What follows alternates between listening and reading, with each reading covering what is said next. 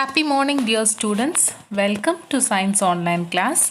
Children, today you are going to write your Science monthly test. So you can watch this video to revise for your monthly test. And in this video, we are going to revise few important questions from Biology Chapter 2, Classification of the Living World. In your previous live session, we revised all the book exercises from Chemistry Chapter 2, Physical and Chemical Changes, as well as Biology Chapter 2, the Classification of the Living World. So let's get started with today's session. Children, you can take your biology classworks in your hand to revise the long answer questions. Question number 1. Name the phyla into which invertebrates are divided. Give two characteristics and two examples of organisms belonging to each phylum. So children, in this one question you have got three questions to answer. First, you have to name the phyla into which the invertebrates are classified. Second, you have to give two characteristics for each of the phyla. Third, you must give two examples of organism belonging to the phyla. The invertebrates can be classified into phylum Porifera, phylum Cnidaria, phylum Platyhelminthes, phylum Nematode, phylum Arthropoda, phylum Annelida, phylum Mollusca, and phylum Echinodermata. So first let's see few examples of each of these phylums. The example of phylum Porifera is Spongilla and Hypospongilla. And the example for phylum Cnidaria is, yes children, Hydra and jellyfish. Third, the example of phylum Platyhelminthes is Taenia and Fasciola. Example for nematodes are roundworms and hookworms. Example for annelids are leeches and earthworms. Example for arthropoda are spiders and centipedes. Example for mollusca is snails and oysters. And the example for phylum Echinodermata are starfish and sea cucumbers. So first let's see the characteristics of phylum Porifera. They have a hollow body. The outer surface of the body is covered with pores. So they have pores throughout the body, and the sponges have the ability to regrow or regenerate a lost or damaged body part. So these have the ability to regenerate from the lost part like the lizards. Second, characteristics of phylum Cnidarian. So Cnidarians have a body cavity. So the body cavity is called as coelenteron. This acts as a digestive chamber and helps in the circulation of water within the body. So they have a body cavity called as coelenteron. Their mouth is surrounded by tentacles containing cnidocytes which help in capturing the prey. So these cells are called as stinging cells because they give out a strong bad smell which help in capturing the prey. Actually, this smell is because of the gas produced by the cnidocytes, and this gas help in capturing the prey. So next is characteristics of phylum Platyhelminthes. So Platyhelminthes have soft and unsegmented body.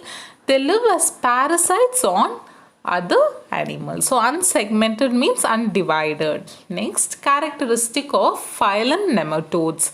The body is elongated, which means they are long, cylindrical in shape, thread-like, tapering at both ends. So they are long and cylindrical type of worms, and the body has an outer covering called as cuticle. So next, characteristics of phylum Annelids. Annelids have a tough but a flexible fibrous outer covering called as cuticle. So they have a fibrous kind of covering called as cuticle like the nematodes, and the body of annelids are divided into multiple segments. So these are called as segmented worms. Next, characteristics of phylum Arthropods. The arthropods have a segmented body and paired limbs that have joints. So arthropods, they have joint legs and they have a tough exoskeleton. Tough means hard exoskeleton which is made up of a substance called as chitin. Next is characteristic of phylum Mollusca. So mollusca, they have soft body which is covered by hard shell, and most of them have a specialized feeding structure called as radula. So they have specialized structures called as radula. Next, characteristic of phylum Echinodermata. Echinoderms, they have internal skeleton of small bone-like structures, and they have spiny structures on their body. So children, in this detail we have studied about the characteristics of various phylums that falls under the invertebrates. So next we'll move on to your second detail.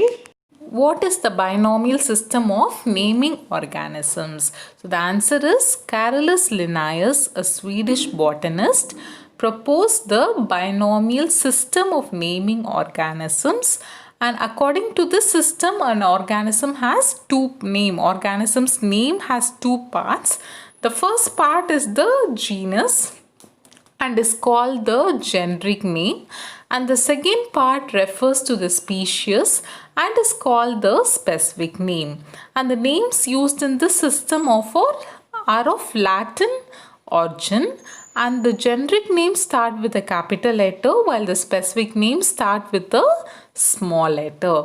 So while writing the scientific name of an organism, we must underline it, and when the name is printed, it must be in latex. So these are some of the rules given by Carolus Linnaeus in his binomial system of naming the organisms. Next, question number 3. In which way are bacteria useful to our environment and us? So in this question, you have to write how the bacteria are useful to you. So, useful bacteria. Different species of bacteria lives in our intestine, and these bacteria help in digestion, preventing infection, and produce certain vitamins. So our body contains lot of bacteria which lives in our intestine, but they're helpful to us in many ways, like digestion, preventing infection, and producing certain vitamins. Next, the dairy industry uses a genus of bacteria called as lactobacillus to make yogurt and cheese from milk. So the curd is prepared by using a bacteria called as lactobacillus, which is commonly used in the dairy industry. Third, bacteria are used in the production of alcohol, vinegar, tea, coffee, and tobacco. Fourth, antibiotics are obtained from bacteria. Children, you know what are antibiotics? They are medicines that kill the bacteria. So they are obtained from the bacteria, and bacteria such as rhizobium live in the leguminous plants such as grams and pea. They help in nitrogen fixation. So next, bacteria help to clean up the environment by breaking the organic waste. So bacteria eat up all the organic waste and clean up the environment. Next, under certain conditions, the decomposition of organic waste by bacteria produce biogas, and this gas is very cheap and a renewable source of energy. So biogas is produced when a bacteria decompose the organic waste. Next, the decomposition of organic waste is also used in production of compost. And last, the bacteria help in the protection of fibers from flax, hemp, jute, etc. And how they are prepared is these plants are immersed in water and bacteria act on these plants, and this help in loosening the fibers. So this process is called as retting. So retting is the process by which we can obtain fibers from plants like flax, hemp, and jute. So this is how bacteria are useful to us and our environment. Next question number 4. What is the role of pseudopodia in nutrition and locomotion in amoeba? So first let's see how the pseudopodia helps in nutrition in amoeba. Amoeba feed on tiny algae and bacteria. So what they do is they extend the pseudopodia, which are called as false legs, to encircle a food particle, and they engulf the food particle. So when the food is engulfed, it forms the food vacuole. So this process of engulfing a food particle is called as phagocytosis, and the engulfed food particle is digested inside the food vacuole itself, and the food vacuole also expel the undigested or waste food from the cell, and this process is called as exocytosis. So phagocytosis is a process by which the food particle is engulfed and the undigested food is expelled out from the cell through the process called as exocytosis. Next, let's see about locomotion in amoeba.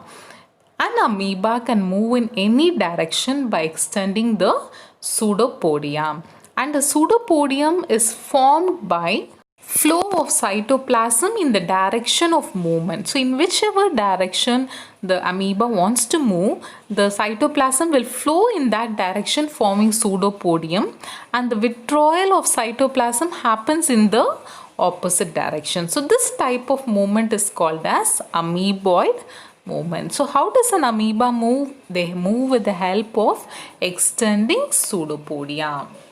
Next, question number 5. How do amoebas reproduce? So children, for the previous question and this question, you must draw the diagrams of the phagocytosis, amoeboid movement, exocytosis, and for this question you must draw the diagram of binary fission and multiple fission.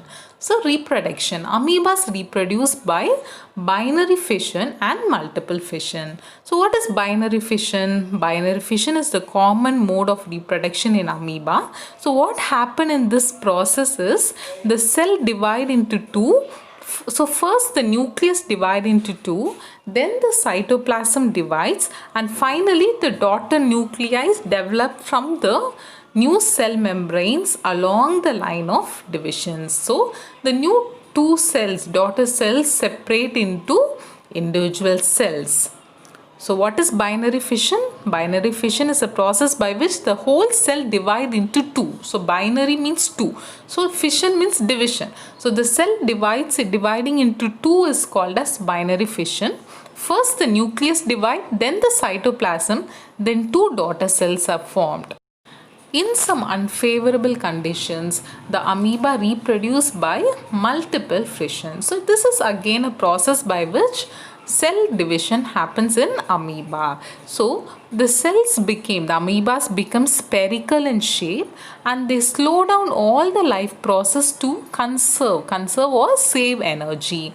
So it is when it secrete a three-layered wall around itself. So it secretes a wall-like structure around itself for protection, and the cell in this stage is called as cyst.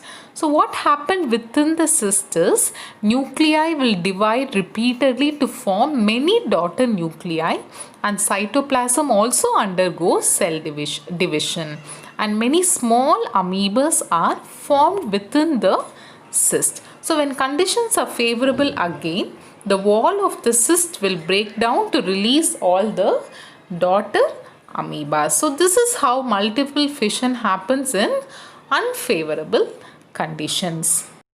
Children, in this video we have revised few important long answer questions like the classification of invertebrates into various phyla, then the binomial system of naming the organisms, and also about the advantages of bacteria and the reproduction, the method of reproduction in amoeba, nutrition in amoeba, and excretion that happens in amoeba in this video.